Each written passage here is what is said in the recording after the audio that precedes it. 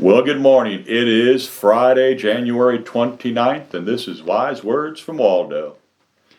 I don't know about you, but there are times that I struggle with forgiveness. I know I shouldn't, and I know that God has unconditionally forgiven me. But when someone hurts you, it can be really tough to be Christ-like. One of the best and most personal stories about forgiving comes from someone who I've always admired, Corrie ten Boom. She said that it was hard for her to forgive her Nazi captors who had tormented her at Ravensbrück. They caused her to suffer greatly. Even worse, they had caused the death of her sister, Betsy. 10 years after her release, she met a woman at a party, a woman that wouldn't look her in the eyes. Asking about her, she learned that the lady had been a nurse at Ravensbrück. Suddenly, the memories flashed back.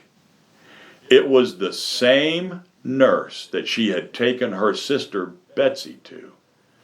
Betsy's feet were paralyzed and she was dying.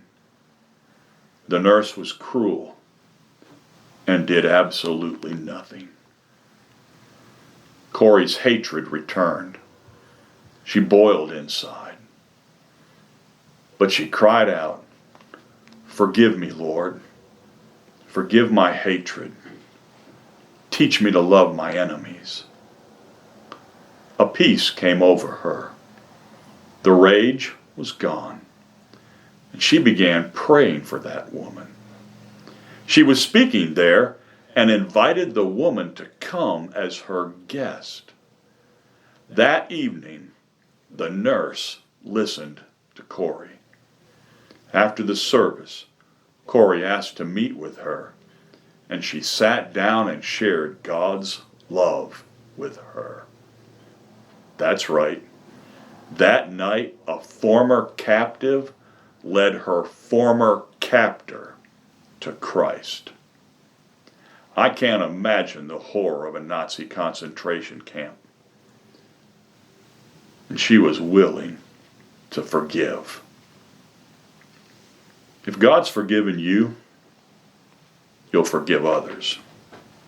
And remember, God forgave us even knowing that we'd do it again. Now stop and think about that.